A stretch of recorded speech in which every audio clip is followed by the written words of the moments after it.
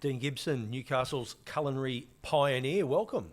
Thank you. It's good to be here, Michael. Now, you've been in the baking and pastry industry for more than 40 years, and you've built a reputation on combining classical technique with extraordinary creativity. You produced everything from world-class desserts to breathtaking chocolate sculptures that blur the lines between food and art. You must be tired. No, I'm not tired. I am getting old, as you can clearly see. It's over 40. I think this year is 46 years of doing the same. I actually haven't had another job. And never been unemployed, so I've pretty much been doing that for 46 years. What would you like to have done if you didn't do that? I wanted, originally I wanted to be a chef, but my academic record wasn't good enough back then to do that.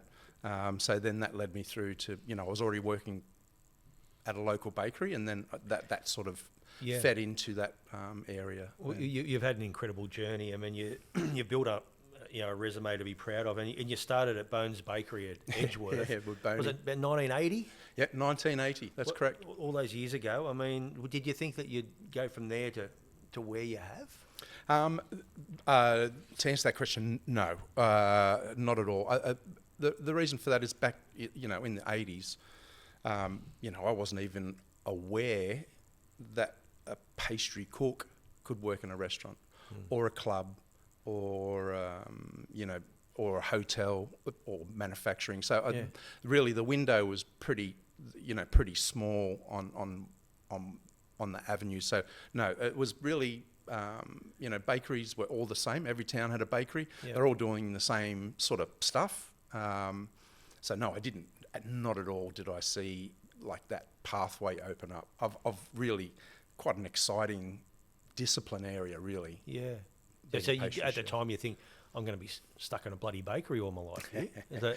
No, I kept on moving around. So when I finished at Boney's, I wanted to work in I think the Newcastle had Ricardo's patisserie. I did want to, I could see a pathway to like maybe better employment, but I never thought that that would lead to, the things that I've achieved later in life. Well, just with the Bones Bakery, I mean, what's your memory there? Those early starts out Edgy. Yeah, that was a really tough initiation from being a kid. Like you got to, I was 14 when I started my apprenticeship. Yeah. Working with, grown men. That was that apprenticeship, those 4 years, probably still the most. That's the hardest thing I think I've done in my professional life, is getting through that apprenticeship. That was a very tough initiation from being a child to then working with men.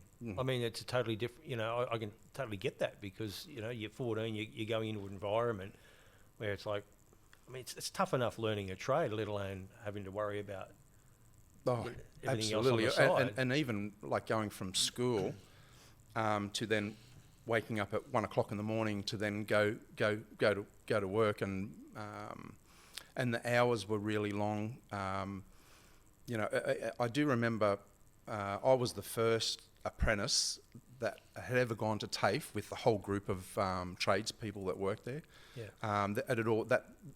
Most of that knowledge and skill had been passed down from baker, pastry cook to passed down. So even there was no acknowledgement of, like, when I went to TAFE, I still had to work. So I still went to work at 1 or 2 o'clock in the morning, and then went to college after that. So it was a very difficult thing to get through. But I always think now, in reflection, that is that has really built resilience. All these things that I guess we understand as adults, that really set that toughness. Because the industry is tough. Well, I was going to say, any kid, even back then, it never happened to this day. Apprentices got bullied.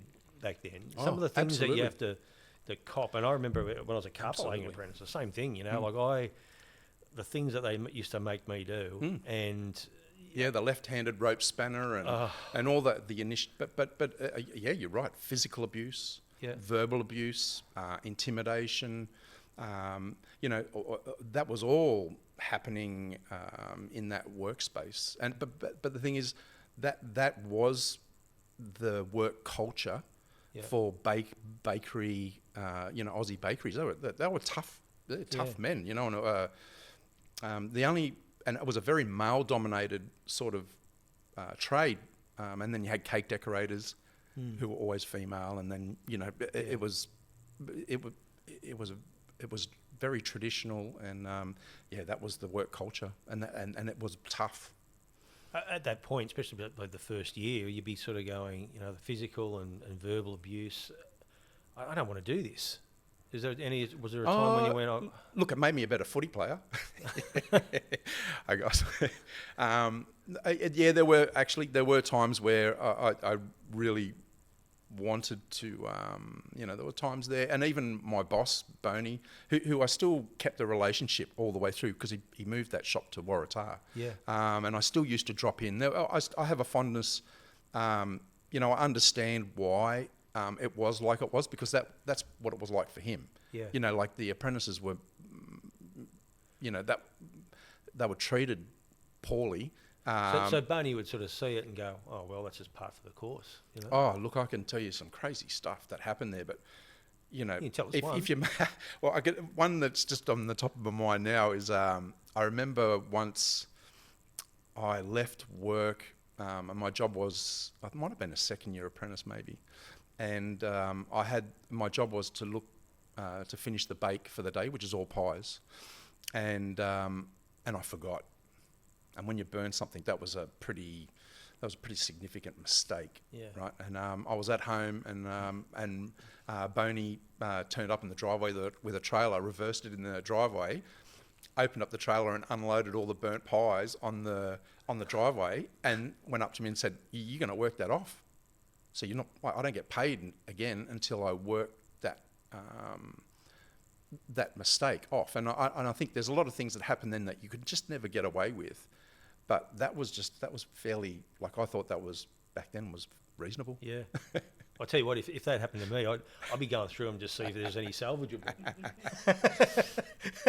I don't mind some burnt ones, but I know. Well, it's interesting you say that, because a lot of the bakery products back then were quite dark.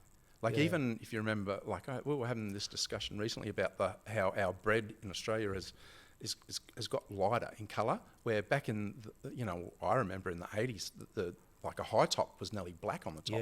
It was really quite dark and crusty, and that's another thing too. I mean, that was part of the apprenticeship too, isn't it? You bake a loaf of bread. That's almost like your stock standard thing. But you go into a bread shop now or a bakery, and there's so many different types of bread, low GI and high fibre and all this sort of stuff, but back then it probably would have been white and brown, was it?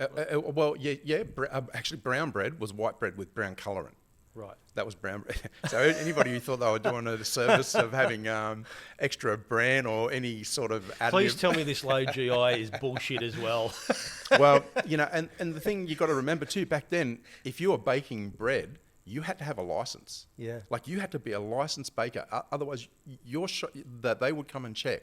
And if you didn't have a licensed baker in the bakery, you can't sell bread. So there was a lot of...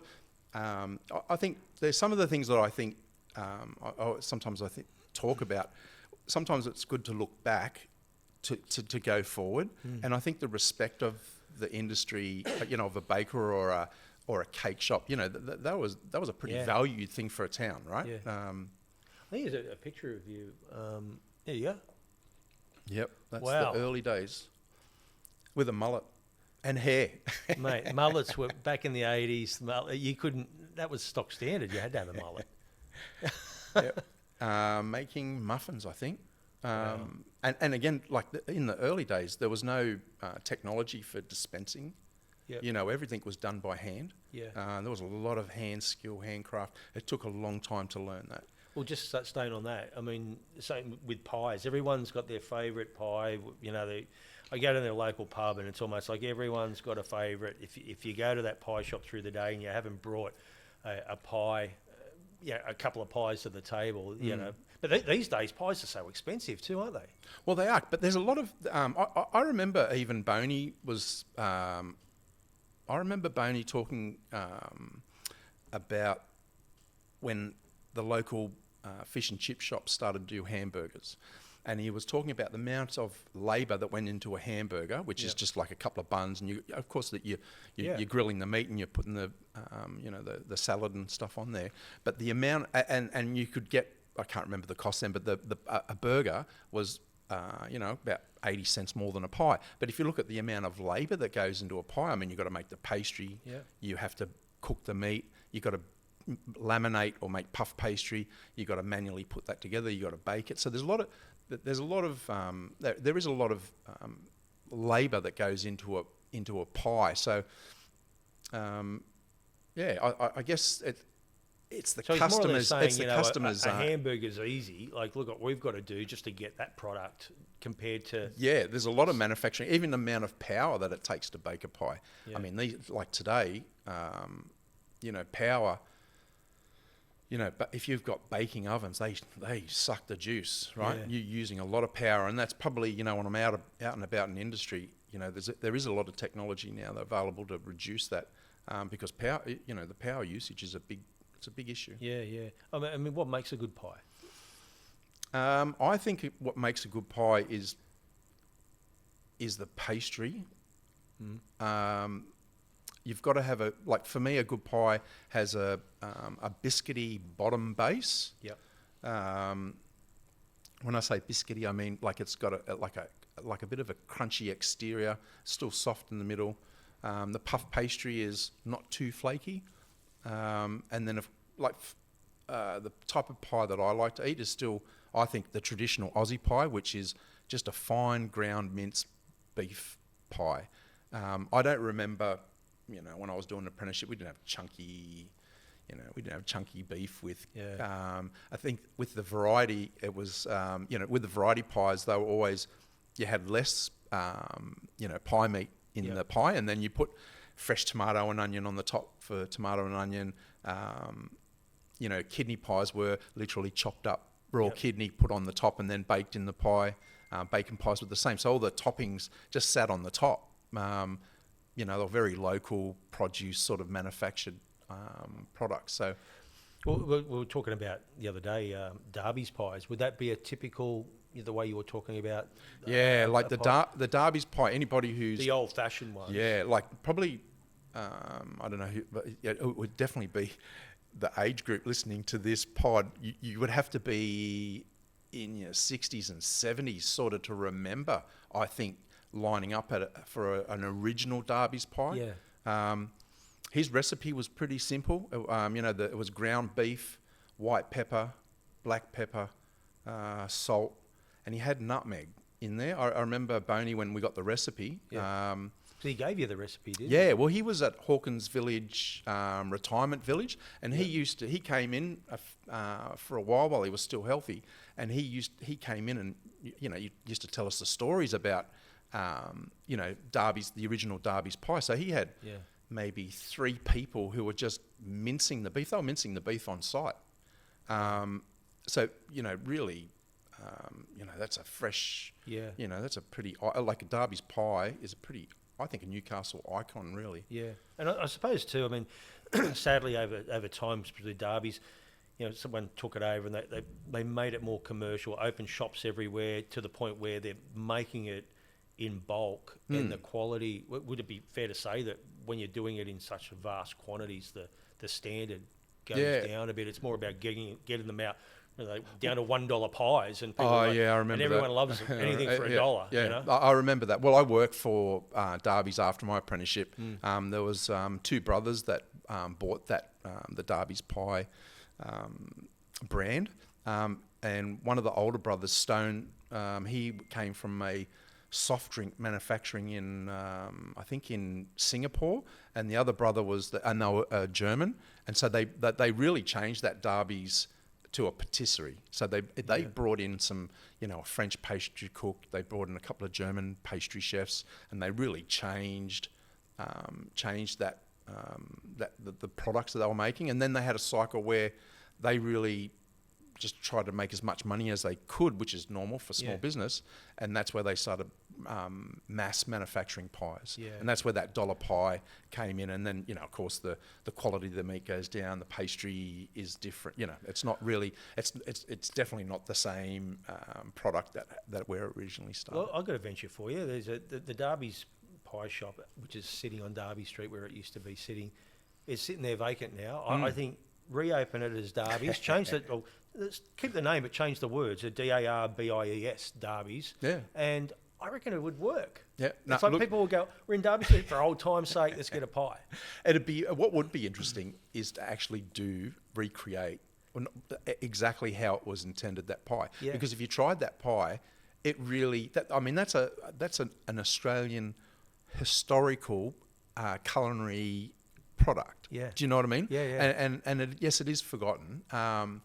There are some classic. That could be part of the TAFE course. Let's start a cake shop out of nothing. It'd be a great doco too, wouldn't it, Brady? Yeah. We love it. We love a good doco. And just on cake shops, I mean, there was always one in every suburb, wasn't there? It was like every suburb had one. The heart of the suburb, like nearly. Well, you got to think too. Back then, a bakery, and really they were highly profitable.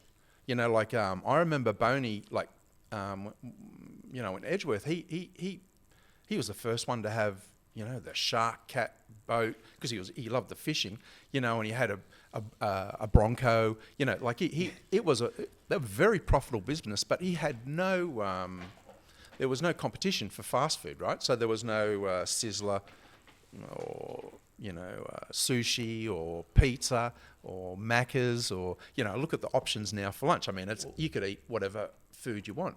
It really was just the local bakery that had salad rolls, the pies, sausage rolls, pasties, and the fish and chip shop. They were your real only lunchtime fast food options. You just brought back a blast from the past. You brought these in especially.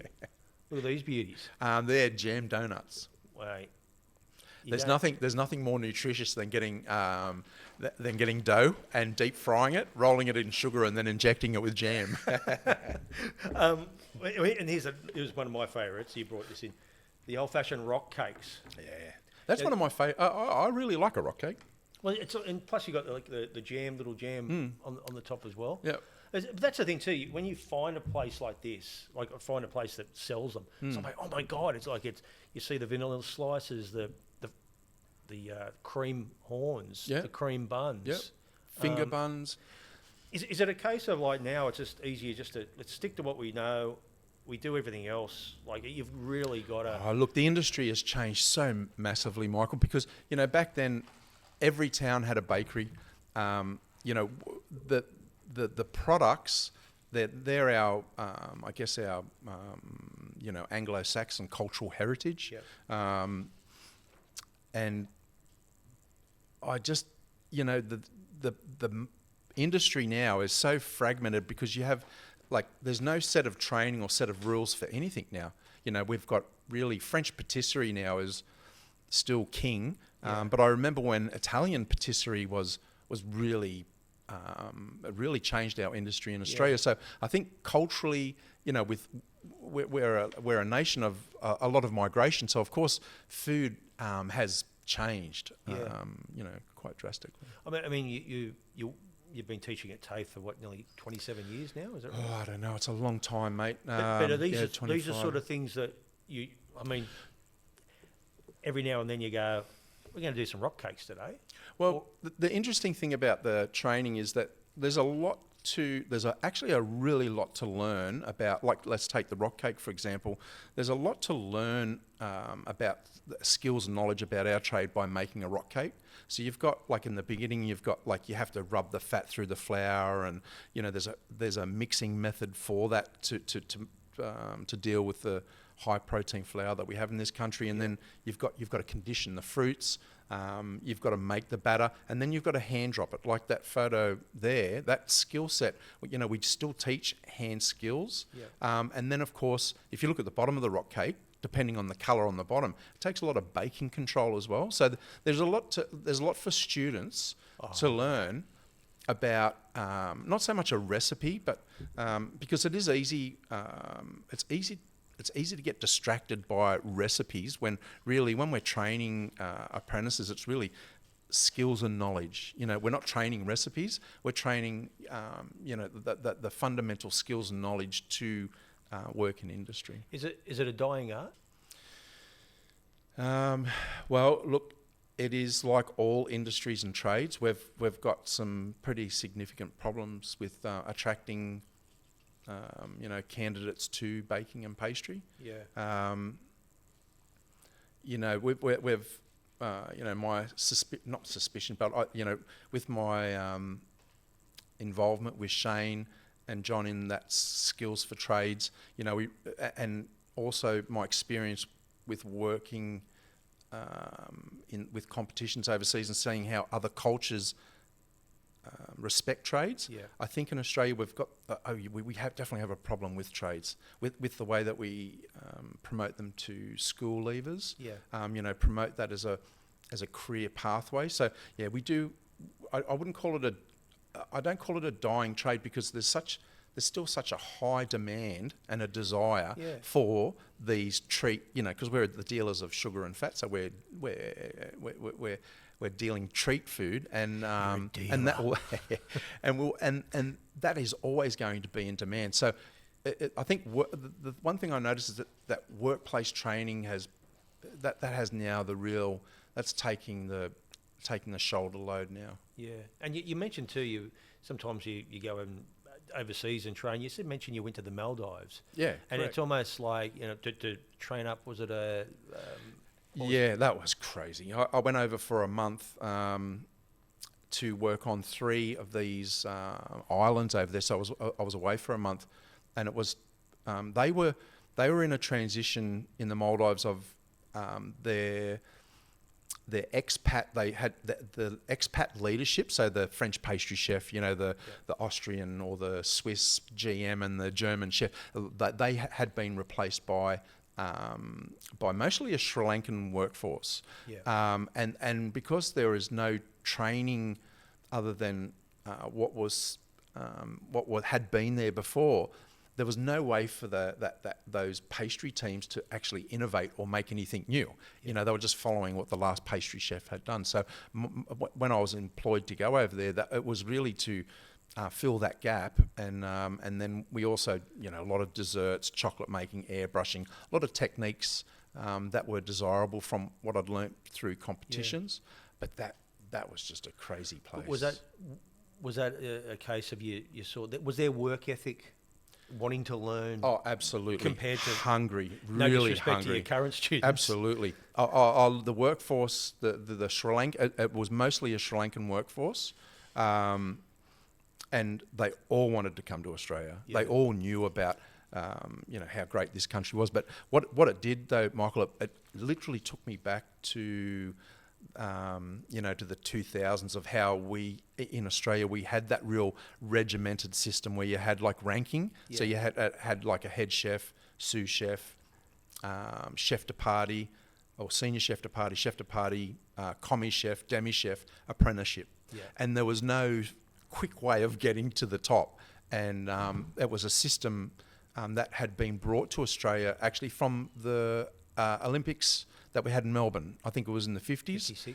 56, because in Australia before the Olympics we had no hotel brigades and we didn't have a culinary system. So they brought in a lot of Europeans, and that really is the birthplace actually of our the culinary history for Australia. Prior to that, of course it was the club, the Chinese, RSL type food, and which I really like. You might remember the sweet and sour pork and the honey prawns. I mean, that cuisine also, I think that's historical, really. Yeah. This. But you notice when you go to a Chinese restaurant and you see the family of the Chinese restaurant eating, they're not eating that crap. No. Well, one of my best mates is Chinese. He's got continental patisserie, and I like, it's great going with him, because even when you're Chinese and you go into a Chinese restaurant, it's a better experience, right? But you're right. But that RSL type of or you call it golf club Chinese, but it is a cuisine, because it was adapted for Australians, like the Mongolian beef, the black bean. You could count them off, and a little bit like the bakery too, right? Yeah. It was in every town. I mean, when the Mongolian lamb would come in, all the sizzle, it was like as a kid, it was like, and you're like, oh my God, look at this, it's going to set the place on fire. Yeah. The Chinese cuisine is very complex, and Chinese cuisine, it's very complex, and it's very texturally rich, meaning crunchy, crispy, chewy.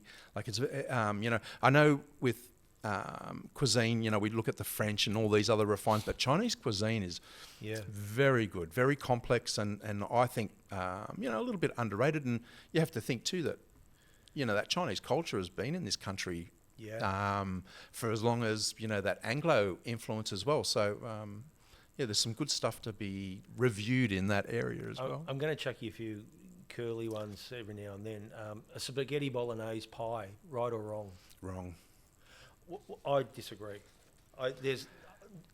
Remember Little Jack Horner's down at I do. He mastered I know. the spaghetti bowl pie to the point where when I worked for NBN, there was a guy called Dion. He was a cameraman, and he goes, "You go, Cainey." I said, "What?" He says, "We're off to Toronto." And I go, "Yeah." "You know what that means?" And I go, "Spaghetti bolognese pie." He went, "Yep." I once judged the Great Aussie Meat Pie competition, and pies were brought in from all over Australia. And we had some from Tasmania, like oyster pies, scallop pies. There was so many pies, and the one thing I remember from that is that I was pretty new to TAFE, I think, then, and a lot of the guys that had been judging that competition for, the last 20 years, they were big dudes, right? Like I'm talking 150 kilo. And I remember being and I could hear somebody in the crowd going, "Hey, I think that guy's a rookie." But I think I might have tried a bolognese pie then. And I don't know, for me, a pie, it's an interesting concept, isn't it? The way that a pie is delivered, right? Yeah. You got this crunchy, this parcel that is roadworthy, right? You can pretty much eat that anywhere. But yeah, I don't like bolognese, mate. I'm sorry, I can't. I just, there's a line in the sand. It's probably a word. It's probably a word you don't like hearing. A mystery bag. That was definitely a mystery bag. Well, they used to call them mystery bags. But I think, did you ever eat pasties back in the day? I did. Again, and that's another. They're sort of coming back a little bit in a lot of places, but again, they. Oh man, the pasties were so good. And if you look at the historical, a pasty was miners' food. Like it's so grassroots, and the pastry, like the pasty was originally designed for, the pastry wasn't eaten. The pastry was the plate, and so the guys took that pasty, which would have had leftover roast beef or whatever they had the night before. And when they're down in the mines with their black hands, they crack open that hard exterior, and then they would just eat what was inside. Yeah. So that's the original. That's a pasty. But I still remember at Bones, we used to sell heaps of pasties, and they had roast vegetables in it. Like it was a meal. We're getting on to sauce now. Like I'd never have a sauce with a pasty, because to me I wanted to taste whether the pasty was any good. Same with a pie. I think taste it without the sauce, and that to me determines a good pie. But these days you go into cake shops, and it's my bugbear too, Brody. They offer you the choice between tomato and barbecue. Since when has barbecue ever been an option at a pie? And who the hell? I've never seen anyone use it anyway, so there shouldn't even be an option. It's the old, what do they used to call it? The dog's eye and the dead horse. The pie and sauce. The pie and sauce, and maybe with the bolognese, that's where if you think about it, really, the bolognese is delivering the tomato bit, right? And it's still got the fine mince. Yeah. But for me, a pie and tomato sauce is absolutely, that's like it just goes together. Barbecue, I don't mind some of the barbecue sauces, but it's probably not my go-to with a pie though. Yeah, yeah. At Elk Architecture, we don't just design buildings, we shape the spaces where life happens. From concept to construction, our award-winning architects bring our vision to life with precision, passion, and purpose. Whether it's your dream home or your next big commercial project, trust Elk Architecture to build what matters most. Elk Architecture, designed for life, built for the future. Everyone deserves the chance to live life their way. At Connectability, they support people with disabilities to build confidence, independence, and real connections in their community. With allied health services and capacity building supports for children and adults, they help people develop the skills they need to grow, learn, and thrive. From daily living and community participation to NDIS support coordination and supported independent living. Connectability is there to help you achieve your goals, dreams, and aspirations. Connectability, supporting people, strengthening communities.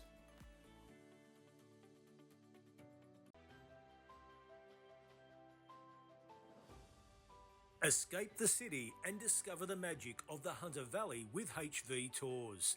From world-class wineries and craft breweries to gourmet food, cheese, chocolate, gin, and breathtaking views. This is more than a tour, it's an experience. Small groups, relaxed vibes, local guides, and unforgettable memories, all without the stress of driving. Whether it's a romantic getaway, birthday celebration, Hens Weekend, or just a day out with friends, Hunter Valley Tours delivers the ultimate wine country experience. Book your next escape now at HV Tours and let the good times roll.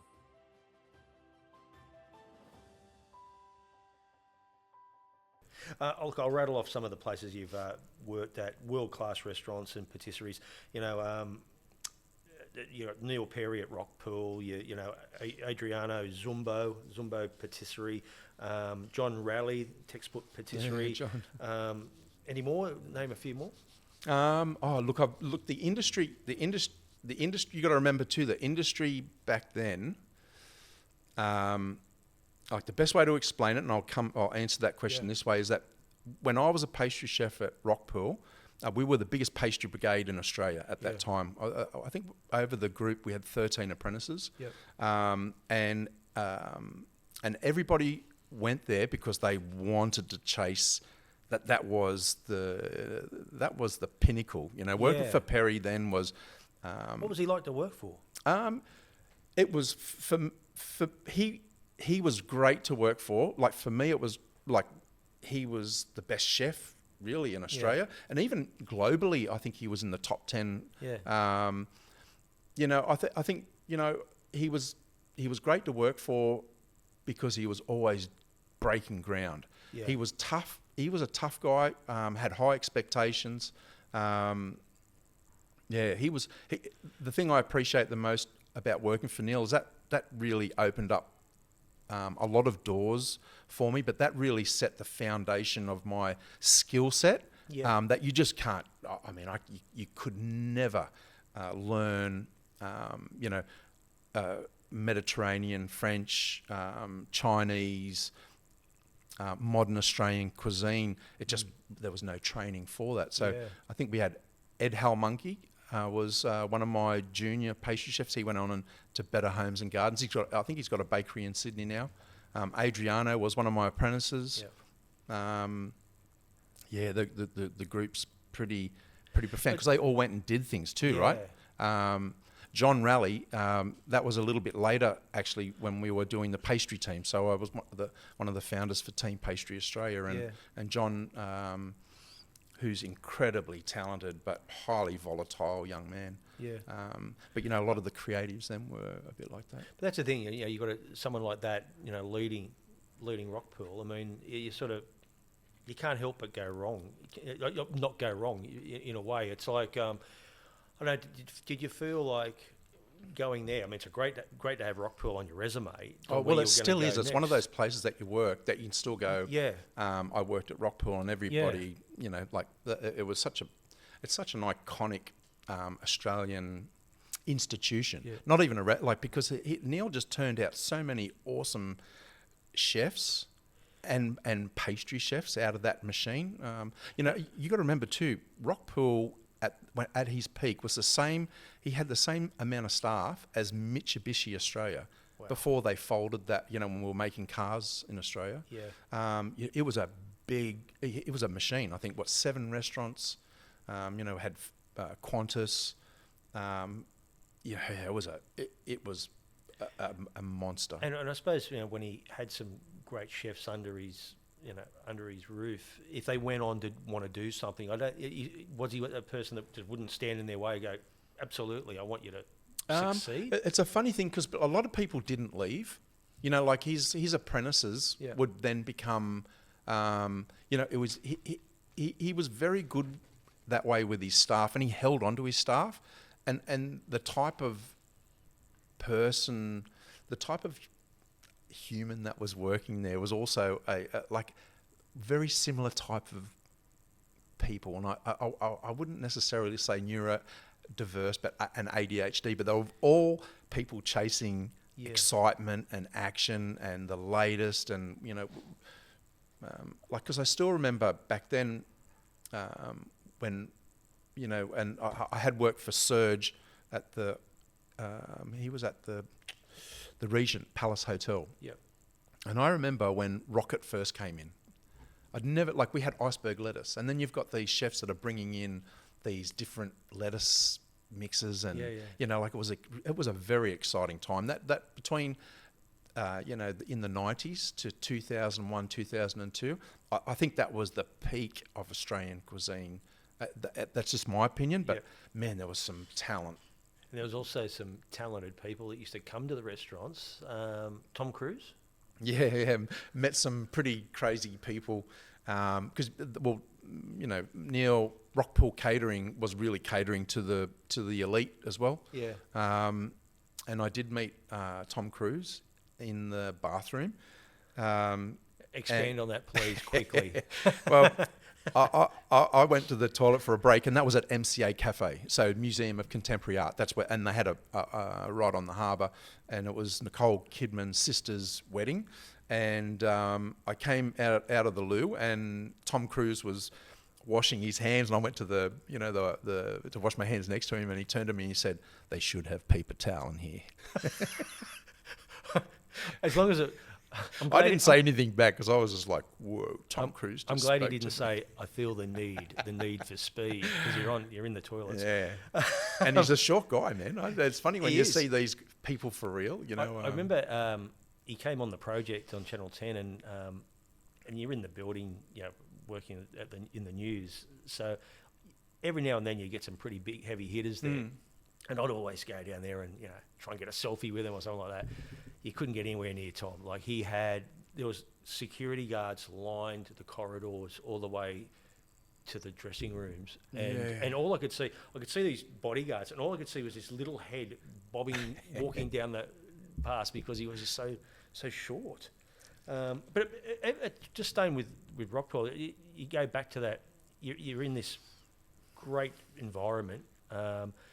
Did you think back to those times at Bones where you were getting pushed around and, you know, go, holy shit, you know, like, geez, what evolved? It was quite a long pathway to get to Rockpool. You know, that in-between period, there was a lot of, you know, like there was a long road to get to that, I guess that time. But, you know, the time at Rockpool too, even, you know, and it's good to talk about it in a positive way, but there was also, you know, in the kitchens back there was a real drug culture and drinking culture within the restaurant industry in you know, my experiences in Sydney. Yeah. You know, I remember most nights going to Chinatown. Barbecue King was where all the chefs used to meet. Yep. So we would all converge to Chinatown, and then there was, you know, binge drinking and, you know, and a lot of drug taking. So, Yeah. I mean, whilst it's, the industry was, there was really not a lot, there were so many hours spent at work that really you brought fun to work. Do you know what I mean? And Yeah. it wasn't necessarily what I would recommend any of my young students now. I would be going, you probably shouldn't go and work there. Do we look back from years ago and go, holy Christ, I can't believe we ate while this was going on? But was it a case, more of a case, again, the working hours long. that sort of pushed people really, into that sort of really long scene? hours. So there was some times where I would be in the morning shift getting doing some of the bread. And you got to think too, like at the peak, and I was the executive pastry chef for the group, right? So that's you got Rockpool, Wokpool, Bistro Mars, you had MCA Catering, Star Bar and Grill, Qantas Catering, and I think at the peak we were delivering out of the production pastry kitchen just under 2,000 desserts per day. Wow. It was crazy, and then that would involve. I would, if I started in the morning, I might be then going to Rockpool and doing service, a dessert service, and I might not finish until like 12 o'clock at night.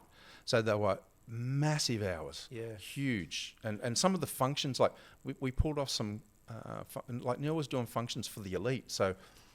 Calvin Klein. I remember once we did function at the one of the train tunnels. I think St Peter's Station. They got some old, the tunnels that they don't use, and they decked them out. And we were knocking out food there. So it was just really it was still a grinding sort of workplace. Yeah. I mean, you're telling me about all this, but I mean, just with your students at TAFE, do you ever morph into some of these stories with them, or do you just go, no, this is what we're doing? I have with parents. Because to me, where parents are asking about should their child, when they come in.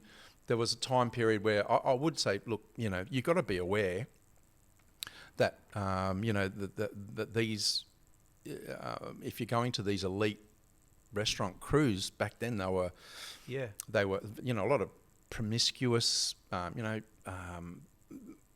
drug taking, alcohol. There's a lot of negative things about working in that environment. But you got to remember too that the chase, the excitement, the long hours. Yeah. I remember even then, like the long hours. It was never going to Neil and asking, "Hey, you owe me an extra 20 hours of pay because I've worked 130 hours," or whatever it was. It was like an honour. It was like a badge of honour to, when there were all these pastry teams around Sydney, pastry crews. It was a competition between different restaurants, right? So you had a reputation. If you knew you worked for such and such, oh yeah, he's tough, and when you work there, it's a grind. Do you know what I mean? It was it was a very different time, and but yes, not so much to students, but to parents definitely, just to make them mindful that the career pathway. But it's changed again now, mate. The industry is just totally different to what that was then. Because I was just sort of thinking, if you mentioned some of these things that could inspire them, but at the same time make them run away at the same time in regards to the hours, because you see, kids these days they're wired differently when it comes to work. Well, it's illegal. There's a lot of stuff you just can't do that anymore. I mean, if you think about it, the restaurant industry then would grind to a halt if they had to pay for every hour, if they had to pay, penalty rates and all. Like the industry has changed. But I think the biggest difference about when I was in that. When I was on that pathway, like when I was a pastry chef, I was one of the first, and it wasn't just me. There was a lot of Australians who were becoming pastry chefs, and we were the first Australian pastry chefs. Like a little bit like that story about the Maldives. The French pastry chefs were gone. The German chef had gone. And the training, that pathway was that we were then the executives, Yeah. and it was a really exciting period of time. And the other thing I would say, in the 2000s or even the late 90s, the money was great. Like the money, the pay was nearly on par with what I earned for being a teacher now. Wow. The money was crazy. Like, because you got tips, Yeah, and I think that was before fringe benefits tax. Yeah, And, yeah. like the restaurants were they were pumping. There was a lot of money going in, a lot of cash. And a lot of money for drugs, obviously, too. Yeah, and but also eating out. Like there was a lot of, we were eating out all the time, and yeah, it was great. It was a good. Remember it as a good time, even though it was quite tough. Yeah. And really, it wasn't only until I had my daughter, and I was working at Aqua Dining, and that was a very good restaurant too on North Sydney. Just above North Sydney Pool. Yeah. And we opened that. And I do remember thinking, I'm going to have to get out. It's going to kill me. Like this lifestyle and the hours and even though I loved It's like it. a rock lifestyle, isn't it? Oh, absolutely. Yeah, it was. Well, you were it was a bit like that. But and the chefs were like rock stars. Yeah. Like you had Perry, Tetsuya, Serge, Almundo, like you had all these icon, in South Australia you had, I can't remember his name, there was a Chinese chef that worked at the Hilton, there was all these, all these rock stars and they were treated like rock stars. Yeah. You were born in Port Macquarie, grew up in Edgeworth, but you left to spend your childhood in Bougainville Island in Papua New Guinea. Yeah. I think we've got a picture of that too. Oh man, that was crazy. Yeah. That's crazy. What? Look at the haircut. What was that like? That was awesome. Did you expect Living to do there, that? Was that always going to happen? Was it that planned? that was a really good time there. But that really set up some difficulties coming back to Australia. Like that was very problematic for me. Coming back, there was Lack of no education, or the education. It was a mixed school. So BHP essentially on Bougainville Island had funded. They funded all the roads, the schools. They had Australian Federal Police. Everything was the infrastructure. Yeah. And that was with Bougainville Copper. And Dad worked at the mine. He's a teacher, he was a high school teacher, but he went over to teach safety because they were using the local workforce to drive those massive trucks. And apparently there were so many going over into the river. They put in a system for that. But they pulled out of that mine. It was a copper mine, but they pulled out so much gold and tin and all these other elements that really the copper was just like cream. So we spent, I think it was 5 years, maybe something like that. But also I was quite a dark-skinned kid, with blonde hair, and that was treated very differently in Bougainville. And when I came back to Australia, back to Edgeworth, which is a very Anglo-Saxon type of town, I finished, I think it was year 6 at Edgeworth Heights, and that was very difficult. We didn't have radio, we didn't have TV, so the kids were talking in it was like another language. I'd never heard the word shit or and I haven't seen some of the TV programs that. I suppose it's sort of like akin to taking a kid for 5 years to a country that hasn't got an iPhone or anything like that, and coming into this society and going, what the hell just happened? Yeah, it was crazy. So we used to spend, we would be in Bougainville Island for the year, and my mother's Danish, so we would go back to Denmark then for Christmas time. So when I came back for school, and Mum and Dad wanted to come back so I could go to high school. But that was it was problematic. It's not a good experience, and I think that led me to that exiting out of school so young for an apprenticeship. Was that because again, you sort of, I wasn't good at school either. So it was almost like, what apprenticeship will work for me. You know, that probably sounds the same. Where it's almost like you're getting bullied. Your marks are behind. I've got to do something. I've got to get out. School was brutal. I went to West Wallsend High School. Yep. That place was brutal back Yeah. then. That's a school of hard knocks. And then, as I mentioned, going and doing that apprenticeship was just a step harder. But, you know, I had very low numeracy skills. Look, I'm a neurodiverse person, and I know that now, and I've been, and I'm a medicated neurodiverse person. I've got ADHD. And I understand now that the boy, the child that went through that, there was a lot of, I think a lot of learning difficulties from that. And I would suggest the hospitality sector was filled with a lot of people like me. Yeah. And because we were creative, like making things with our hands. And so that sort of was a good fit for me once I got through that apprenticeship. But with ADHD, you just mentioned, I mean, a lot of brilliant people spawn out of ADHD, and it probably made you go on this path to become as brilliant as you are. Well, it definitely was the competition. When I started doing competition stuff, international competition, that definitely was like a flag, because I couldn't even answer that myself. Like, what's the drive? You know, why am I pushing myself to this excellence, or to be a master? It's just not achievable, because there's no level with ADHD where you can say, oh yeah, I'm a master, I've got it now, I can sort of relax. It's just the next thing. And just remember, if they had all these, they're giving kids medication for ADHD and it's stunting their creativity.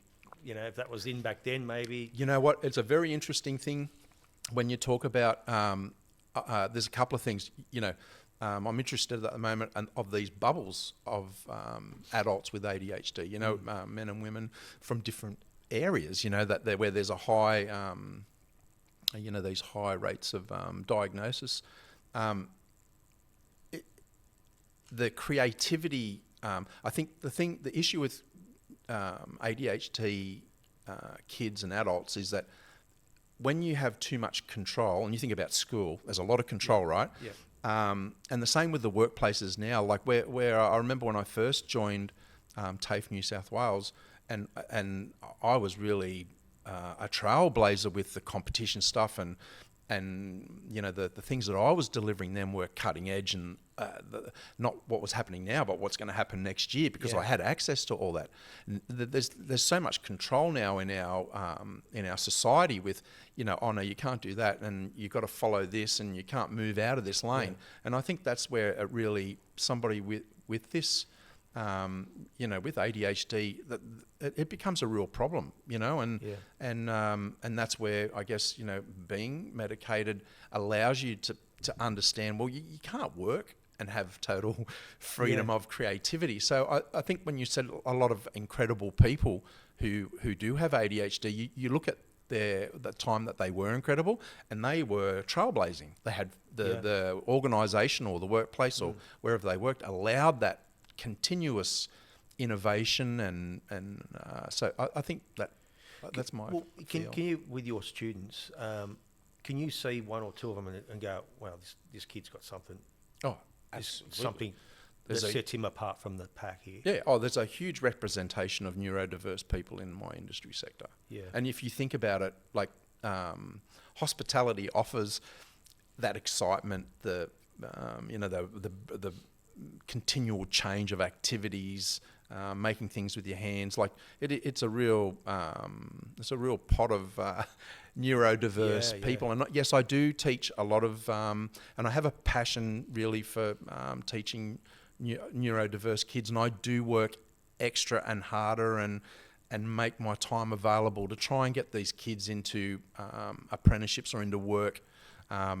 It's almost like if you can get them over the line. Oh, absolutely. And just to be a good candidate to put forward for somebody to offer them employment.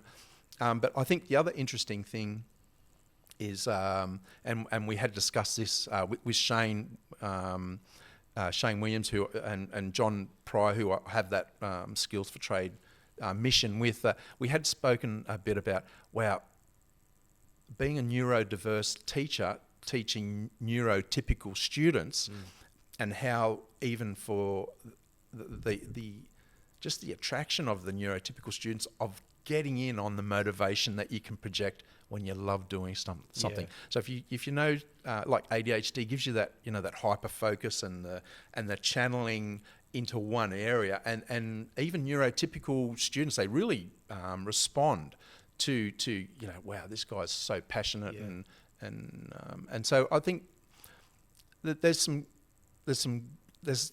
it's really opening a box, isn't it? Like being a neurodiverse teacher, it's a tough gig at the moment. Yeah, I bet. Glendale Gorillas. Oh, the Gorillas. I've got a picture of you. There you go. So would this would have been a time when you were having an outlet to, you're getting bullied at Bones? I'm going to go on the field and I was working at Boney's then. I'm going to thump some people to get my frustrations out. That was, look, I love playing. There are some of my great memories. But it was playing with the Gorillas. I was playing on the wing. I played on the wing, and then they put me in the centres, and I was scoring so many tries because I was a big kid and physical from baking. And I think it was in the under 14s. I broke the collarbone of our prop. John Hinton, his name was. He's a big dude. Yeah. And the coach said, "Okay, we're moving you into the forwards." And I made it through. I think I made it through to the 16s, and it just, man, my boss said to him, "You're either going to finish this apprenticeship," because I was getting injured all the time. He said, "You're either going to finish this apprenticeship or you can go and play football," because I'm not. I think I broke my hand twice in a season.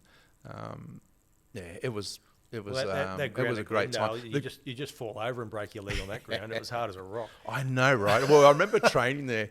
They were good memories, the Gorillas, and I did one season out at West Wallsend with Wes, and I remember that was a great rivalry, Glendale and Westy. That was a pretty physical encounter. I saw something from, I think it was a couple of weekends ago. It was a rainy weekend, and it was West Wallsend versus someone. You couldn't even distinguish who they were because they were mud. But the crowd, it was, I think West Wallsend scored a try in the last minute and the crowd went nuts. But I was looking, where is this game? It was like the whole town had come out, which is back in the day, soccer used to be a big thing in West Wallsend. It was Edgeworth too. Edgeworth had they had some, they had good teams. I think I did a season of soccer with Edgeworth. But the Gorillas, that was great. And I still remember Ronnie, I can't remember if it was Gibbsy, but that was his name. Some of these guys, you only knew them from their nicknames. But I mean, he was a 14-year-old kid that had like the crushed nose and the cauliflower ears, and he was our hooker. Oh man! Imagine what he looks like today. Oh yeah, he'd be not walking straight. That's for sure. You once made ice cream for AC/DC. Now that's a question I didn't think I'd ever ask anyone. Yeah, well, that was at. I was working at the Park Hyatt in Sydney, and again, Park Hyatt. They had all the rock stars there, Plant and Page, AC/DC, like all the bands mostly stayed there. McPherson, what's her name? The model, like that. If you were, and I think even Bondi stayed there for when he was in his trouble. I think he stayed there for like 6 weeks at the. Did he leave in the middle of the night? Oh mate, but the that story is a pretty good one. But they were in the restaurant. And they wanted, I think it was raspberry ripple ice cream, and because I run the pastry section doing dessert service, and one of the I think it was a waitress came in and said, AC/DC are out there and they've asked if you can make if they can have raspberry ripple ice cream. I said, well, it's not on the menu, so just see if you can get see if they'll make something else. And then she went and she came back and she said, they'll give you $100 US if you can make raspberry ripple ice cream. And I was on that. So I did make raspberry ripple ice cream, made the ice cream, put the raspberry ripple through it, and then got that 100 crispy US note. Because, that was 90, that would have been 95, maybe 94, something like that. Obviously, can I go out there and get that, present that to me? Yeah. But they were, again, they were the you got to appreciate too that they were the days when a pastry chef had that skill that you could do that. Yeah. You could go and make ice cream from scratch and churn it and put sauces and stuff. Do you feel like at the time you feel like you're the master at your trade? You're at the top of your game. Would that be fair? Well, I never felt like I wouldn't call myself a master now, because I don't even think there is such a thing as being able to master this discipline. Because if you look at my discipline area, you've got baking, artisan, baguette, sourdough technology. Yeah. Then Then you've got sugar work, confectionery, chocolate work, ice cream. You've got all these discipline areas, and certainly I've had a crack at it, mate. I've definitely had a hard crack at to be this master, but I just don't think that it's an achievable. I just don't think it's not an achievable thing. So I think probably for an Australian pastry chef, we were always known as jack of all trades. Yeah. It's the biggest difference between being an Australian pastry chef and our European partners, where they would just concentrate on just being a chocolatier. Yeah. And you would just be, you'd be a baker, and you would just do croissant. You'd just do viennoiserie, or you'd be concentrating as an ice cream pastry chef. But in this country, you're a jack of all trades. You need to know how to do all of those things. It was not a similar story, but a story Brian Lizotte, when he was on the podcast, he was talking about how he catered for the stars as well, and he had to make a hungy for the Rolling Stones in New Zealand. And Was he sweating? And he never did a hungy before. I've had a hungy before. But it wasn't that, and it was with a chef too. Sometimes chefs aren't good at doing those cultural things, mate. Well, I was going to ask you about the chefs thing again, because again, I'm talking about with journalists. I know in a newsroom, and it's more in Sydney than Newcastle, is that the news journalists always look down their nose at the sports journalists, because it's almost like, you just do sport, that's easy, And it's like everyone's learnt the same trade. But is that the same sort of thing? Absolutely, where they mate. go, The rivalry, I remember the rivalry was strong. Yeah. And you got to remember too, pastry, the pastry section is all about mise en place, which is preparation. So it's a very production type of activity, where the chefs, they have they have a preparation time, which is normally it's slow, right? They're talking, it's really pretty relaxed. And then they have a mental, insane service period where it's chaotic. Yeah. You're yelling out, yes, chef. But even during those times, the pastry section, where those guys are getting sprayed with meat, fat, and there's things flying everywhere, the pastry section has order and control, and it's cool. And you still, I remember when I was going, if I was leaving, the chefs were always hanging in, giving me shit, saying, half day. Yeah, look at him go. He's leaving, So there's always been a rivalry. Did you ever say to them, okay, we'll do my job for a day. Could you do this? No, no, they couldn't. But and the other thing is, a pastry chef is always following a chef. So, I mean, when I say following, you have to know the chef's cuisine. You have to know how big the dishes are. Yeah. You have to complement the cuisine. You have to know what's cultural components to use. So you still really are following a chef. And in the ranking system, this ranking system that we used to have was executive chef. You'd then have sous chef, and a pastry chef would sit under that, right? So a pastry chef was never on par. The executive chef, he's running the kitchen, and the pastry chef is part of the brigade. So, it was always, I remember a couple of Christmas parties. We had one at Park Hyatt, and it was the pastry crew against the chefs at paintball, and it was brutal. It was brutal, but we both agreed when the executive chef ran out, it's all on. So I remember the executive chef running it out, and there was just these hail of gel balls, just. Is it a case? I mean, you talked about the pressure in a kitchen. Do you work better under pressure?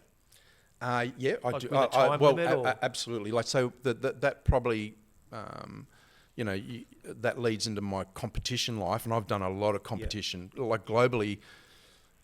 I think I've competed in most of the discipline areas, but that pressure, that high pressure, that is And again, ADH people love that. I think I used to think of it like being in a zone. I understand it more now that I'm getting like massive endorphin hits of being in an I've trained, I've repetition, I've done this, and then you're in this competition. Oh, it's such an awesome. I think also too, just even with other industries, or even like with journalism, sometimes when you're writing something, I wrote the best when I didn't have much time, because if you have time to think about what you're going to write, you have all these different ways of doing it or starting a story, where if you haven't got time, it's like, no, I've just got to get the best one and not even think next. I think that's the same thing with documentaries and stuff like that. When a documentary could go any which way, because you could start a documentary with the ending. And you can do it so many different ways. But I think it's like you overcook it. It's probably the worst thing sometimes. Oh, absolutely. And the other thing I find, like on reflection, is after the event, after all that high excitement, and especially if you get on the podium, I think how many people really get the opportunity to get on a podium. It's an extraordinary experience, and then when you come home, it was interesting. When I was doing these global competitions, I would be recognised. If I went to Japan, it was like I was treated with high respect. If I come back, when I was back in Australia, it was like I used to call myself a pastry ninja. It was like there was no not even a local news article, So there was really it was difficult coming back. It was like a real down. But I think it was like that, like coming from high excitement, coming from that whole experience, and then I just want to do it again. So I did. It was like this vicious, and it really did have some, that competition time when I was just competing pretty much for 10 years.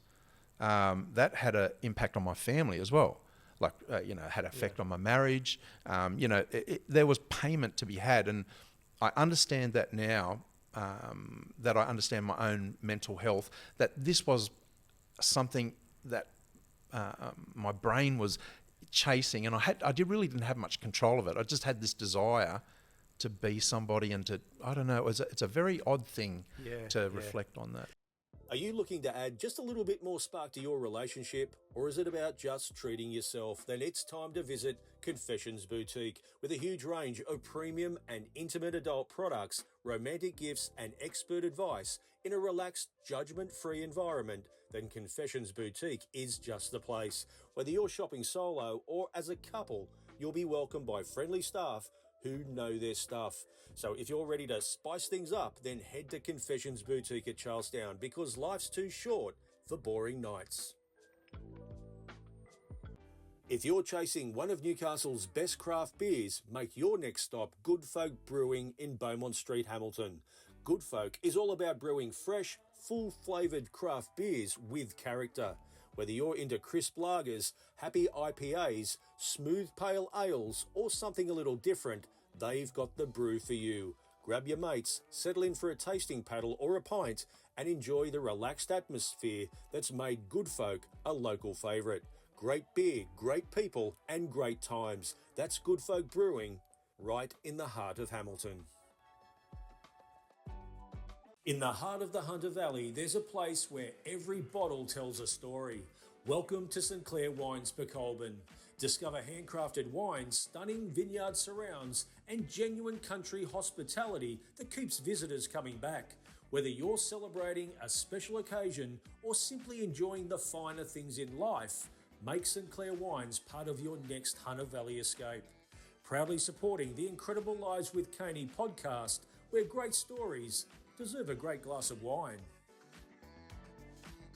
A good friend of yours, we mentioned him already, Adriano Zumbo, the dessert king. Again, he said he worked under you at Rockpool. Yeah, he was one of my apprentices. I suppose he's also a classic example where, he's turned into, I suppose, a celebrity. But he certainly had his ups and downs along the way, hasn't he? Absolutely. Well, he was. I mean, he had shops he everywhere. was crazy as an apprentice. And I think I sacked him a couple of times. Like he was pretty loose. What, did but he just come back the next day and go, no, I'm not taking that? Well, when I was at Aqua Dining, I brought him in as well because, like Adriano is a talent. He is seriously talented. Same as I would say, like, but very difficult to put any sort of control, on that. I love what he did for our industry that time. Really, we needed a superstar. We've never had one before. Like we had that time period, you had all the chefs, but we really didn't have a pastry chef icon. And Adriano, and that was the gift of MasterChef too. Yep. Like it was just the right time, and he just fits that. And you would not meet a more generous, accessible guy. Adriano, he's a great human and a very good pastry chef. I lived in Balmain and he had a shop in Balmain. Yeah, that's the original one. And look at that. Like you walk in, it looks like a bloody exhibit. Yeah, like Well, we actually competed together in that time. So it was after we've always been in contact, and we still have a random call every now and then. But we competed in the Asian Pastry Cup, which is the qualifier for the Coupe du Monde, and Adriano and myself. The next pick. Yeah, we went over and competed. Yeah, and there's Jan, who was the manager, and we went over and competed. And I shared a room with Adriano, but he's a crazy guy. I've got to say too, and we're getting back to pies and sausage rolls, but he used to make these Moroccan lamb sausage rolls. I've never tasted anything like it. It just, I mean, they cost about $15, but I tell you what, they'd come in one of these, cardboard things, but honestly, it was... He's so innovative. And you got to, like, the thing with Adriano is, and it's a shame that whole machine, he's so creative, and he has so much to give with the creativity part. So the macarons were really... That was the really backbone of his whole business. The macarons were huge in Australia. We just had this explosion, and it was just the right time at the right place. He was doing like water layers, and he was doing crazy stuff. But he had shops everywhere. I think he had one in Darling Harbour, but Melbourne, and sadly it all fell over. But was it a case of trusting someone like he?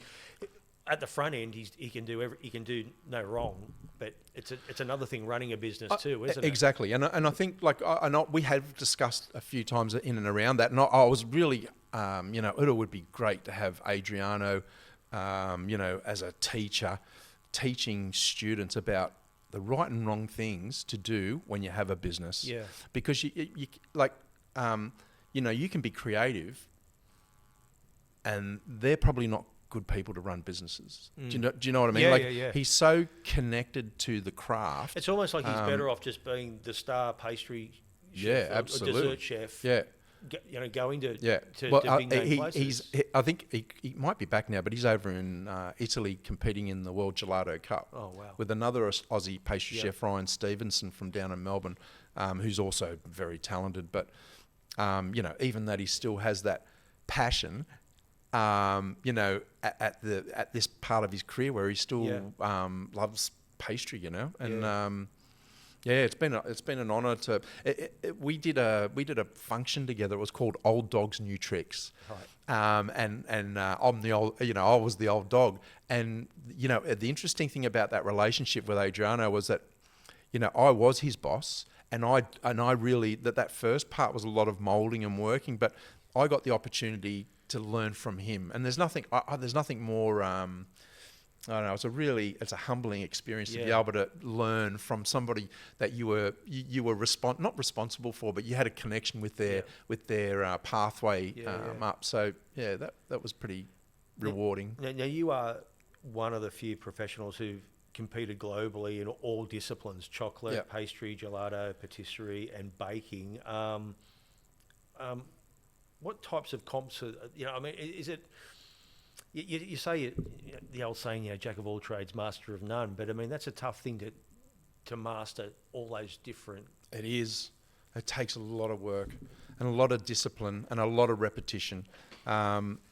My first competition, I had been doing just local ones. They used to call them salon culinaire, where they would do, and it was really, that was in Sydney, where you were competing against the next restaurant or the next hotel. But the first one was my first international comp was Coupe du Monde, and that was in 1999. And I saw that, just opened my eyes. I just going, wow, I'm going to do that. That's like, this is my space. I'm just like, get me back here, like it's next year. I suppose, with soccer, it's like the Champions League of your craft. Yeah, absolutely. And it's like, if the Coupe du Monde is that World Cup is the premium pastry competition on earth, and that's in Lyon in France. And then you've got the World Chocolate Masters, which is in Paris, and and I judged that I was one of the judges, and that was just such an honour. Man, that was just such a high honour to judge globally the best chocolatiers in the world, and then the World Baking Cup, I've done a couple of those. We came third. Oh no, we came second. We got beat by Italy. We got cheated. Bloody Italians. You can't have the Aussies beating the Italians in Italy at a baking competition. They probably bribed the judges, the Italians. But you've brought some chocolates. So this will be terrible for people listening, but for people viewing on YouTube, what do we got here? Well, I've been working on recreating the cobber, and if that takes a bit of I don't know. We're talking back in the 60s, 70s, maybe, that you had cobbers, and that was at your local shop, and it was a hard caramel. But what I've got in with that one, there is also Frenched macadamia nuts. So it just gives you a little bit of crunch, and then you got the hard caramel and the milk chocolate. The cobber lolly was always good value because it would last. Yeah. Like you couldn't just chomp through it and swallow it. You had to work on it. It was and that tastes exactly like the cobber. And what's this little beauty? So that's a good example, I think. That one's got a really tart strawberry jam, and then it's got a macadamia nut ganduya. God. But I think that's a good example of, like, texturally, it's got a bit of crunch. It's a bit chewy, but I think for the taste, you've got a real good combination of tart and sweet. Do you know what I mean? It's a really nice... like with pastry, and especially with chocolate, there's these classic combinations that are very hard to move past, and that is things like raspberry hazelnut, passion fruit dark chocolate. Like there's some things that just, like, mate, they are just so fundamentally meant to go together. And really, that's my strength with the chocolate. I really like doing, and I'm known for being a like, I do the old school stuff, but I do it well. But they're the type of chocolates that I like to eat. Are you teaching your students this? Absolutely. Wow. While we and also, like, with the craft of of using colorants, using the right, like, smaller amounts of chocolate. Like, the chocolate industry is a pretty tough game as well, right? Yep. I mean, the cost of chocolate has tripled. Yeah. So there's a lot of innovation in that area as well, to keep a viable product without watering down what essentially is couverture, which you really want to stay in that with that chocolate. I think you did an R2D2. Yeah, man. That's made of chocolate. That is on, Like, and the that's top. ridiculous. If you can't, it's hard to believe. The top is an ice cream cake. So that's I built that for the Gelato World Cup. We went very hard against France and Spain, but we came third in that competition. Jesus, what come first and second? Look at that. It's pretty crazy. So that is a 100% replica. I made all the molds, and I had to build that there. But the top is an ice cream cake. So you had to, with that competition, you had to deliver one of the gelato cakes on a chocolate sculpture base, and our theme for that was Star Wars. So we had Darth Vader made out of sugar, and Luke Skywalker out of ice, and then there was R2D2. Crazy. I mean, qualifying for the World Pastry Cup, that would have been an absolute honour. I mean, after you do that, is it a case of like? I just didn't do it once. I just need to do it again. I need. I did. You know. So I did it once. I did it, and then I qualified twice, and then I moved. Then I got. It was time to step up, and I started managing teams. Yeah.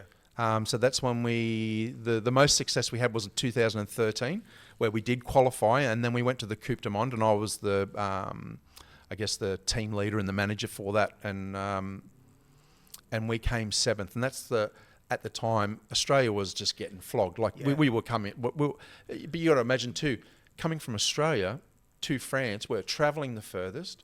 We've got the most amount of freight. It was a very complex thing to do to go over there and compete. Oh, it was madness. Yeah.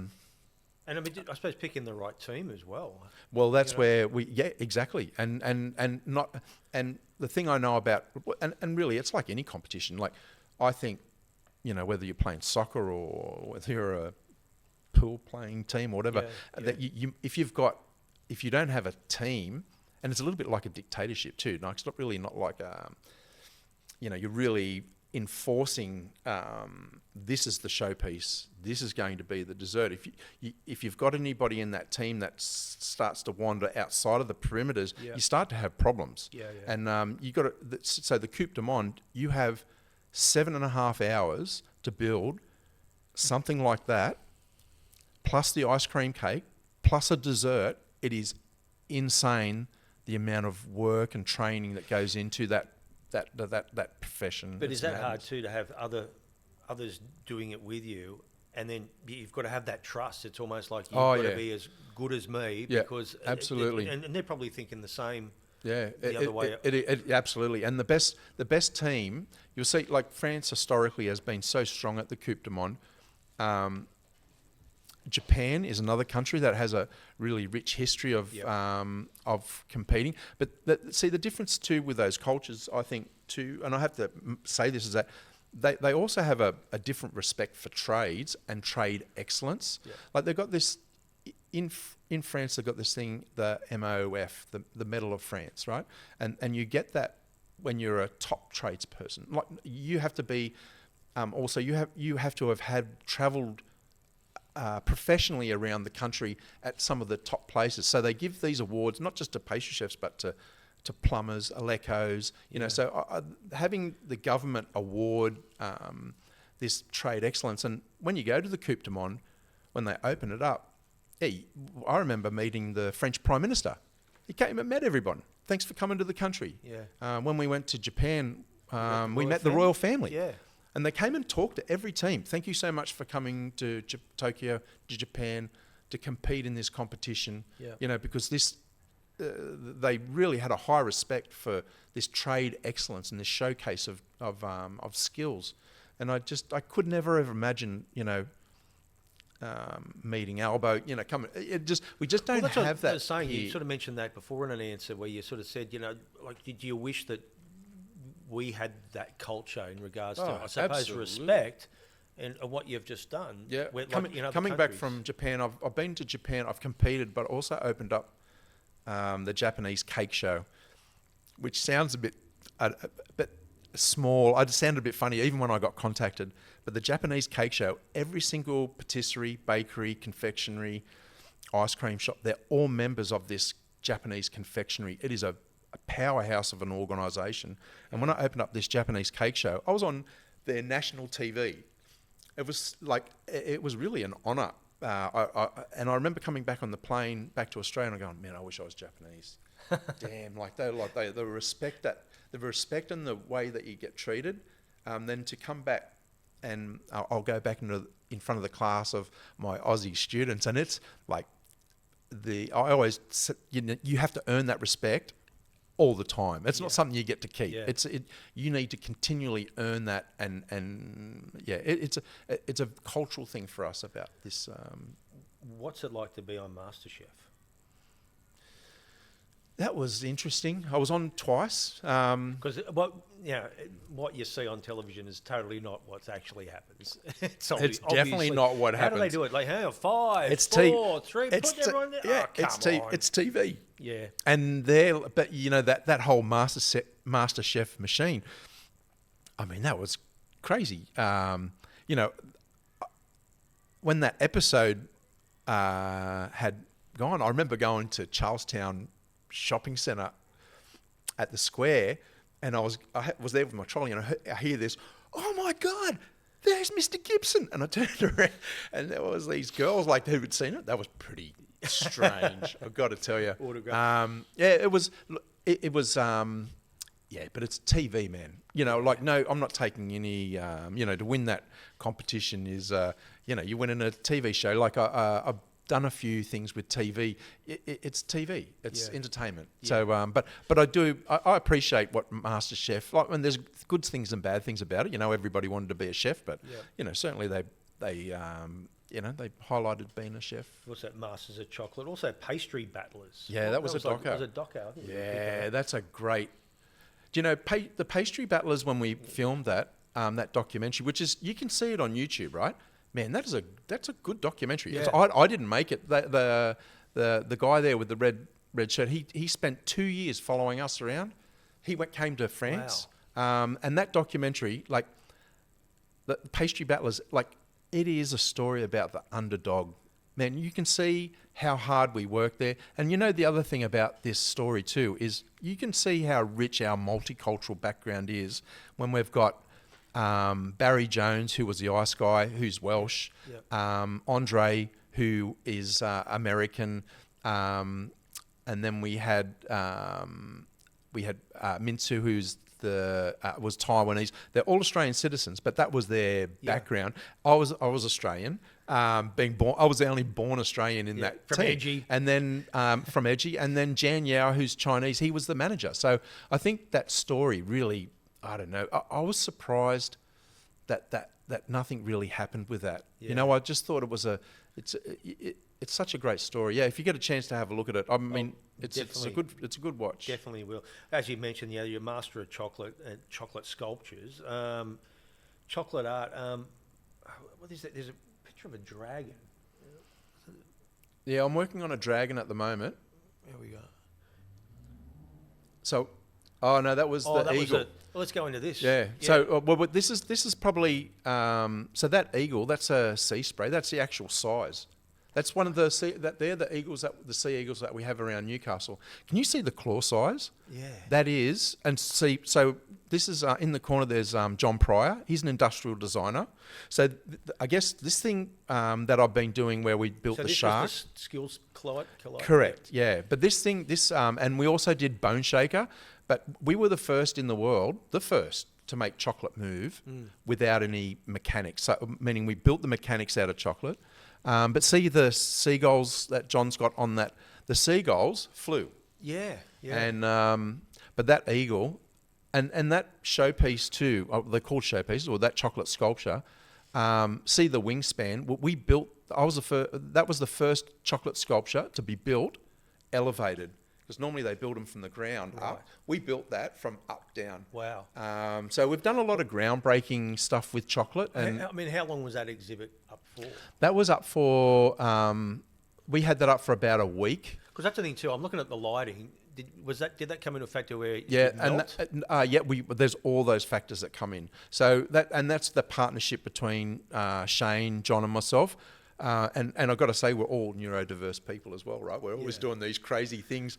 But the Bone Shaker was the first one. That was a mechanical rhinoceros that we did in Sydney, and that was the first ever fully mechanical chocolate sculpture. And then from there, we just kept on busting world firsts. And we went to, when we did Iron Shark, we had been in discussion and we'd made contact with the Guinness Book of World Records. Yep. And I honestly thought the Guinness Book of World Records was like a community, like if you broke a world record, they would be going, okay, we're on it. Yep. But it's a business.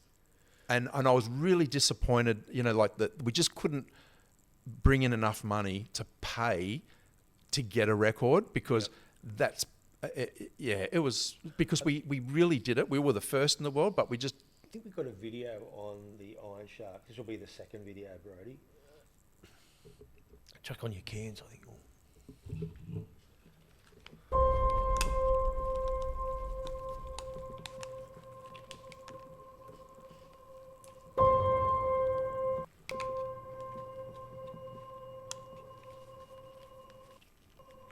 I'm Dean Gibson, pastry chef, chocolatier and part of the Iron Shark team. My name's John Pryor and I'm an industrial designer. The reason why we did Iron Shark was we decided to come up with a concept, something that was more artistic, and that's why we're in an art gallery. It's a steampunk submarine in that vein of early science fiction, sitting on the slipway in the process of being built with myself, Dean and Shane filming the process. It's very much a miniature version of what we do in full size in chocolate. We felt that what we'd done in the past was world first in terms of number of moving parts and actually building a moving sculpture that was purely chocolate. But this time we really wanted to go out there and actually set a worthwhile record of maybe however many parts we could fit in. So to us there were certain restrictions on what we would do in terms of make it legitimate. So it had to be 100% couverture chocolate, no other materials. And for me the mechanical movements had to be from a single input. So you turn one handle and then more moving parts occur rather than having perhaps you tip a bucket of chocolate buttons out and there's 1,000 moving parts. That's not a repeatable process. We want a repeatable process. So that's where the model came in. So I went away and explored that, and I was aiming for around 30 parts, and we've got 29. It's not that any didn't work, I miscounted. But I think 29 from what was a previous record for us was 6 or 7 or maybe 8.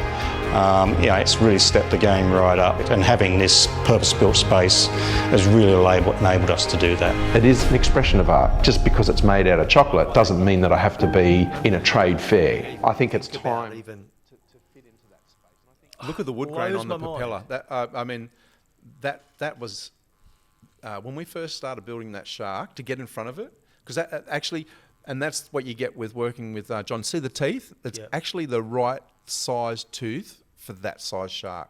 Like, that shark was accurate in its dimension. And it was a beast, man. When you're sitting around thinking about, like, let's do a shark, does anyone go, you might be biting a bit too much and chewy? There's a few that we really want to do. So we've got one in the bank now, actually. We've got a project, and we just couldn't get it up and running because the thing is, those projects take a fair bit of coin.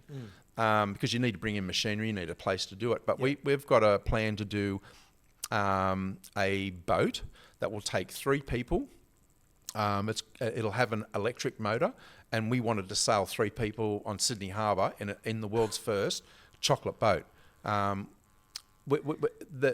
other one was to break the land speed record, also fly chocolate.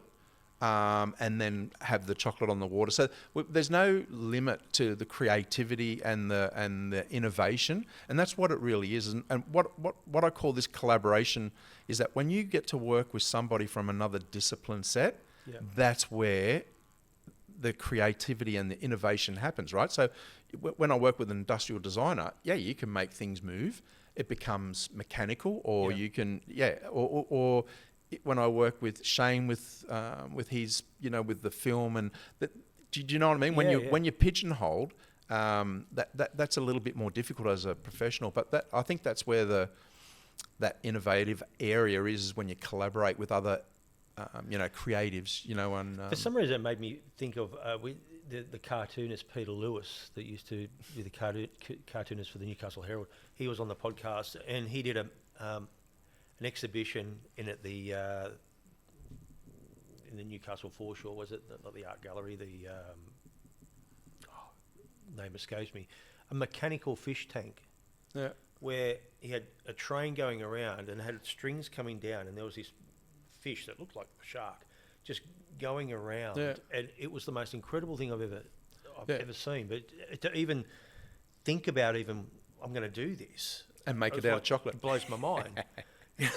And then a tree fell on his house and blew it to smithereens, and he had to remake it. Look, and we work like, we build a model. Like, that's how when we collaborate and we work on a project, there normally is a working model. So at the moment we're working with a young guy, Connor Beasley, who will be competing at World Skills in Shanghai with the Skilleroos, and we're working with him with his bread showpiece, because I build bread showpieces as well. And the first step is always, you have the ideation, and it's very creative. From that ideation, then we come up with a drawing. and then from the drawing, then a model is made, a small working model. Yep. From the small working model, and that's the beauty with John, is that when you scale that up, it is accurate to the millimeter. So, Yeah. you know, the thing is that building out of chocolate, which is so compromising, because it's not a material that you should be able to build, like, you know, up to, I think Bone Shaker was, you know, it was a beast. I think that thing was nearly 140 kilos Yeah. of chocolate, and it moved. So you got, like, with the cogs, that is moving, you know, another 20 kilos further up. You have to be really mindful of the properties of that material Yeah. to be able to do that. So it's quite a complex thing that we do, but yeah, and you can eat it. Like, everybody goes, "Can I eat that?" We chopped up Bone Shaker and it got eaten. It was crazy. I was going to say that after seeing the shark and all this sort of stuff, these must have been a piece of piss for you. Well, normally I do chocolates to go with the piece. So the whole history of a buffet piece, like the reason that was born was that it was always an artistic expression of the pastry chef, but it always was to display food. Yeah. So normally we come up with a chocolate bar, or we do something to go with it. We're going to finish off with some random picks. Brody, what have we got? What's this? Zombie Paradiso. Do you remember Newcastle Shootout? Yes. How good was that? Would you add Brody? Man. They used to do, was it short films? Yeah, it was. You Yeah. had 20. You had 48 hours, and you it was a Newcastle Yeah. idea, and Yeah. and you had all these film crews They were, you come must from remember all they over were the going place. all over Oh Newcastle man, it was making so short awesome. films. Yeah, and you're out on the night. You'd be out, and there'd be like film crews grabbing people from fannies, and we'd be in Derby Street, and you'd go into a restaurant, and they'd allow you to go in the restaurant and Yeah. film. So I took part in Zombie Paradiso with my mate Darren Burns, who was he was a. We'd also done from those times. We did KitchenAid Australia. I did all their cooking videos to go with the machines in Australia. So that's where I met him, and then we did Zombie Paradiso, which was, I love zombies, and I got to be a zombie, which was just awesome. You actually look like, when you're working at Rockpool after a 24-hour shift. or a late apprentice. Next, Brody. That's Coupe de Monde. Wow. That's my first. That's 1999, Wow. and I'm shitting my pants. Looks like you're focused there. Oh man, I was shitting my pants. Do you know when I turned up there? The Australian team turned up with a couple. The pastry chefs back then used to have these little orange toolkits. I had 2 of those with all my tools, and the Americans were the booth next to us, and they backed up a semi. No joke. They backed up all this gear, and I realised that back then too, they had a name for Australian pastry chefs. They were called bush pastry cooks. Right. Because we were like, not doing the finest of, our stuff was pretty rough. Yeah, But I learnt so much then, and I really got a hunger to go back and now I understood the gap, and it was really money. Yeah. Money funding is a very big gap for Australia. Absolutely. What have we got next, Brody? Yeah, Is this part Darth of the Vader. R2D2 Yeah. thing? Yeah, so Wow. that's a Gelato World Cup. That's 100% sugar. My God. Sugar with sesame seeds. So you need Can I that's get called one with no nougatine. sugar? That's called nougatine. So that whole it's crazy. And he was then next to Luke Skywalker out of ice. So that was you see how big he was too. Wow. And that's very physical building things like this. Like Yeah. it is a really physical. Yeah, You have to be fit, showpiece fit. Wow. Any more, Brody? That's it. Look, mate, we're going to finish off with an ad. You would have received plenty of awards over time, Dean, but I'm sure if you look closer to them, turn them over, when you get home, you'll find that it might be Purnell trophies underneath there. Purnell trophies are synonymous as Newcastle, as Nobby's Lighthouse is to Newcastle. They have one thing in common: they're going nowhere. They've been in Newcastle for 57 years. Awards, plaques, glass features, trophies and medals, an array of sporting apparel at competitive prices. It's getting close to the season presentation, so don't leave it too late, although if you do, they'll still get the job done. Purnell Trophies at Broadmeadow. They've been helping Newcastle celebrate winners for decades because, let's face it, nobody remembers who came fourth. No, or second. And on behalf of Purnell Trophies, you've got another... I got another World Cup. Cup. Oh, thanks, mate. You can read it out if you want. Dean Gibson, most likely to say, "Oh, I've baked once or twice." Yeah, and I do. I know those guys. We've used their trophies. Perfect. Yeah, perfect. Thank you. Mate, thank you so much for coming on. Thank you for. No, I was looking forward to. And I got to say, I love the idea of what you're doing about stories about Novocastrians. You know, that we've got some extraordinary talent and people here that have done crazy things. So I really, it's a great thing that you're doing for the town. Mate. Thank you so much, Dean. And, You're welcome. And we'll have you on another time, because if you're going to keep bringing Hey, gifts like this... I think I should come and we should make a pie. The original. Absolutely. Even Brady's getting excited over there. Thank you, Dean. You're welcome, mate. Thank you. Big thanks to my right-hand man, Brady Sharp. See you later and be safe. Thanks very much.